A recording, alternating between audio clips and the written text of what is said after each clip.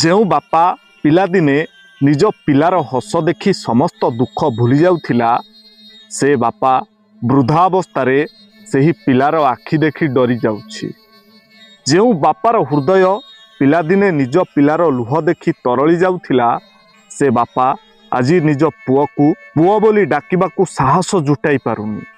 ଯେଉଁ ବାପା ପିଲାଦିନେ ନିଜ ପିଲାର ସବୁ ଅଳି ଅର୍ଦ୍ଦଳି ପୂରଣ କରିପାରୁଥିଲା, ସେ ବାପା ଆଜି ବୃଦ୍ଧାବସ୍ଥାରେ ସତେ ଯେମିତି ନିଜ ପିଲା ପାଇଁ ଅଳିଆ ପାଲଟି ଯାଇଛି।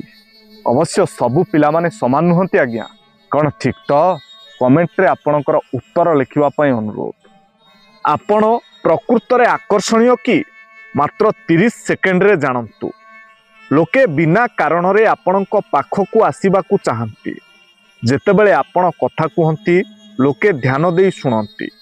ଅଜଣା ଲୋକମାନେ ମଧ୍ୟ ଆପଣଙ୍କୁ ଦେଖି ହସନ୍ତି। ପ୍ରତ୍ୟେକ ବ୍ୟକ୍ତି ଆପଣଙ୍କ ଉପସ୍ଥିତିରେ ଆରାମଦାୟକ ଅନୁଭବ କରନ୍ତି। ଲୋକେ ଆପଣଙ୍କ ମତାମତ ଏବଂ ପରାମର୍ଶକୁ ମୂଲ୍ୟ ଦିଅନ୍ତି। ଯେତେବେଳେ ଆପଣ କୁଆଡ଼େ ଯାଆନ୍ତି, ଆପଣଙ୍କ ଅନୁପସ୍ଥିତିକୁ ଅନୁଭବ କରନ୍ତି ଏବଂ ଅନେକ ସମୟରେ ବିନା କାରଣରେ ଆପଣଙ୍କ ସହ ବନ୍ଧୁତା ଆରମ୍ଭ କରନ୍ତି। ସୌନ୍ଦର୍ଯ୍ୟ ଏବଂ ବ୍ୟବହାର ହୋଇପାରେ, ଆପଣଙ୍କୁ କାହାର ସୌନ୍ଦର୍ଯ୍ୟ ପସନ୍ଦ ଆସିପାରେ ଏବଂ ତାଙ୍କ ସହିତ ପ୍ରେମ ହୋଇଯାଇପାରେ, କିନ୍ତୁ ସର୍ବଦା ଗୋଟିଏ କଥା ମନେ ରଖନ୍ତୁ, ଶେଷରେ ଆପଣଙ୍କୁ ତାଙ୍କ ଚରିତ୍ର ଏବଂ ବ୍ୟବହାର ସହିତ ଜୀବନ ବିତେଇବାକୁ ହେବ, ନା କି ତାଙ୍କ ସୌନ୍ଦର୍ଯ୍ୟ ସହିତ। ସୌନ୍ଦର୍ଯ୍ୟ ଆଜି ଅଛି, କାଲି ନାହିଁ, କିନ୍ତୁ ତାଙ୍କ ବ୍ୟବହାର ସର୍ବଦା ସେହିପରି ରହିବ ଯେପରି ପ୍ରଥମ ଦିନରେ ଥିଲା। କାରଣ ମଣିଷର ସବୁକିଛି ବଦଳିପାରେ, କିନ୍ତୁ ସ୍ୱଭାବ ନୁହେଁ। ତେଣୁ ମଣିଷକୁ ତାଙ୍କ ସୌନ୍ଦର୍ଯ୍ୟ ଦ୍ୱାରା ନୁହେଁ, ବରଂ ତାଙ୍କ ବ୍ୟବହାର ଦ୍ୱାରା ମାନ ଏବଂ ସମ୍ମାନ ଦିଅନ୍ତୁ।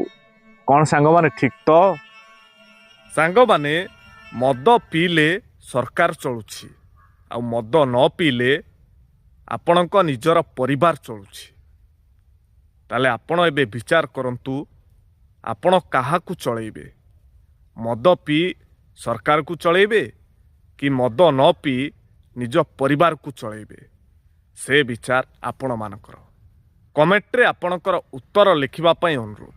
ଆଉ ଯଦି ଭିଡ଼ିଓଟି ଆପଣଙ୍କୁ ଭଲ ଲାଗିଥାଏ, ତାହେଲେ ନିଶ୍ଚୟ ଗୋଟିଏ ସେୟାର କରିବେ। ସାଙ୍ଗମାନେ, ଏଜୁକେସନ୍ ମଣିଷକୁ ଶିକ୍ଷିତ କରି ଆଙ୍ଗୁଠି ଟିପ ଚିହ୍ନରୁ ହସ୍ତାକ୍ଷରକୁ ନେଇ ଆସିଲା। ହେଲେ ଟେକ୍ନୋଲୋଜି ମଣିଷକୁ ବୁଦ୍ଧିମାନ କରି ହସ୍ତାକ୍ଷରରୁ ପୁଣି ଆଙ୍ଗୁଠି ଟିପ ଚିହ୍ନକୁ ନେଇଗଲା। କ'ଣ ଠିକ୍ ତ? କମେଣ୍ଟରେ ଲେଖନ୍ତୁ ଆପଣଙ୍କ ଉତ୍ତର।